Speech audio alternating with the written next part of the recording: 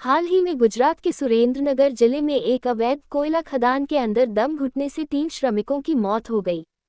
पृष्ठभूमि: सुरेंद्रनगर की घटना कोई अकेली घटना नहीं है।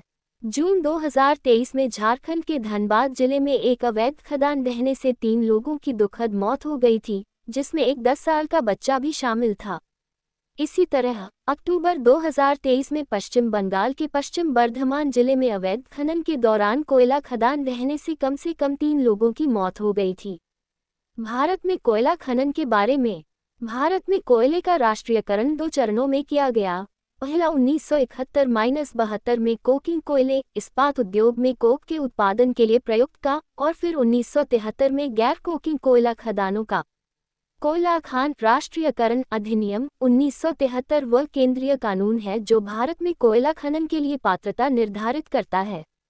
अवैध खनन कानून और व्यवस्था की समस्या है, जो राज्य सूची का विषय है, इसलिए इससे निपटने की जिम्मेदारी राज्य सरकारों पर है। भारत में अवैध कोयला खनन क्यों बड़े पैमाने पर हो रहा है? कोयला मंत्रालय के अनुसार भारत में अवैध खनन ज्यादातर दूरदराज या एकांत स्थानों पर परित्यक्त खदानों या उथले कोयला क्षेत्रों में किया जाता है। भारत में अवैध कोयला खनन में कई कारक योगदान करते हैं।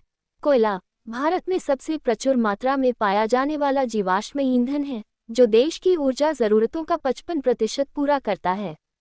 बिजली की उच्च मांग अक्सर कोयले की वैध आपूर्ति से ज्यादा होती है, जिससे अवैध खनन को बढ़ावा मिलता है।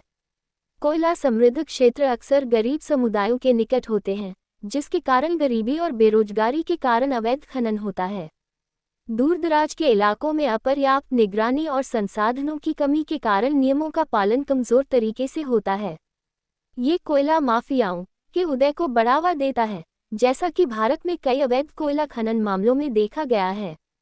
उदाहरण के लिए 2018 में north east indigenous peoples federation के कार्यकर्ता मार्शल बायम ने एक पुलिस समर्थित कोयला गिरोह पर उन्हें धमकाने का आरोप लगाया। कोयला समृद्ध मेघालय में खनन त्रासदी आम बात है। अवैध कोयला खनन को अक्सर राजनीतिक नेताओं का मौन समर्थन प्राप्त होता है, जिससे इसे रोकना मुश्किल हो जाता है। 2014 के एनजीटी प्रतिबंध के बावजूद असम, मेघालय और अन्य पूर्वोत्तर राज्यों में कथित तौर पर राजनीतिक और आधिकारिक मिलीभगत से अवैध खनन जारी है।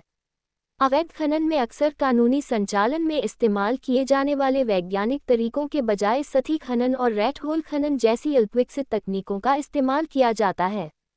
उथले कोयला सीम वाले क्षेत्रों में अवैध खननकर्ता सीमित सुरक्षा उपकरणों का उपयोग करते हैं। कम परिचालन लागत और उच्च लाभ अवैध खनन को आकर्षक बनाते हैं।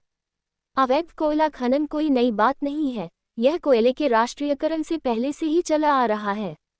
कई क्षेत्रों में स्थानीय अर्थव्यवस्था खनन पर निर्भर करती है, और जब आधिकारिक खनन कार्य समाप्त हो जाते हैं, तो अवैध खनन समुदाय का समर्थन करता है।